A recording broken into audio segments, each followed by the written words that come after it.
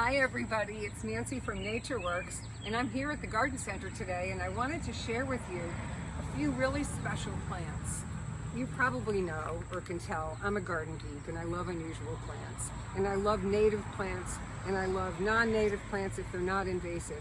And this little group of plants are not native, but they are so wonderful, and they're so hard to find that I thought I would just share them with you and inspire you. This is Lespedeza Thunbergii, and the variety name is Gibraltar, and this is in the pea family. I love this plant. You cut it to the ground in the spring. I have mine with a big tomato cage around it. It comes up and it arches over, and it's just starting to bloom now. It has purple pea-like flowers. It blooms into September.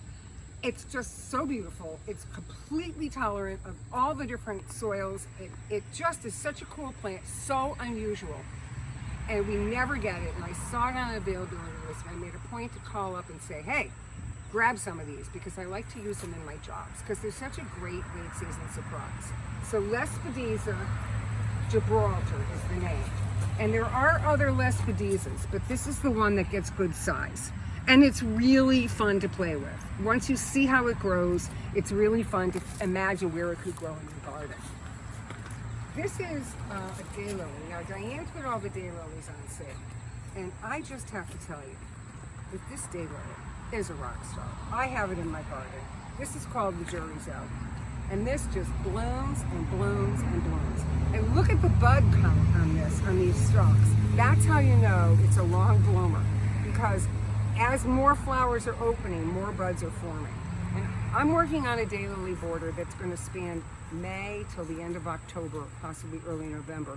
And the jury's out is a real good one for August and beyond. Another cool plant for spring and for now is this really pretty catnip. This is a pink catnip. It's called Whisper Pink. And I just think this is such a great plant for this time of year and for spring, because it doesn't mind the heat. It reblooms beautifully. It's not eaten by deer or anybody.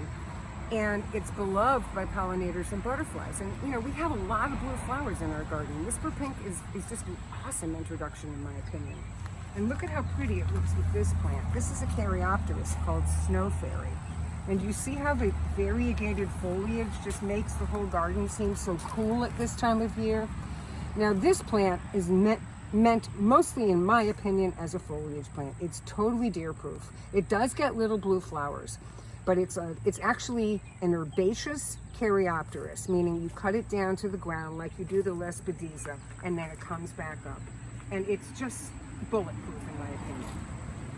And the other kind of interesting version of Eupatorium is Eupatorium, and this variety is called Pink Frost.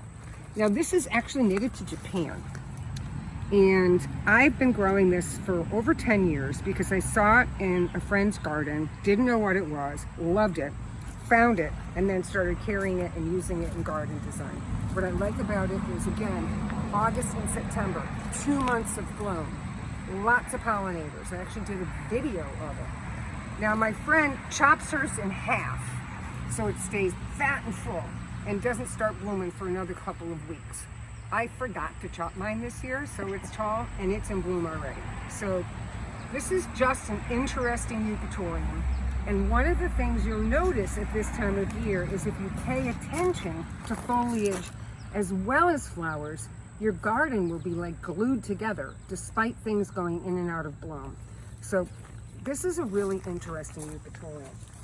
And the final plant that I'm going to tell you about is Heptacodium myconoides, which is a very long, complicated name for seven suns tree or shrub.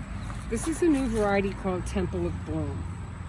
What's cool about this plant, it's called Seven Suns because it has 7 tiers of fragrant white flowers. And this is just beginning to open.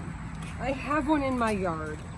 When it opens, the whole yard is filled with sweet perfume.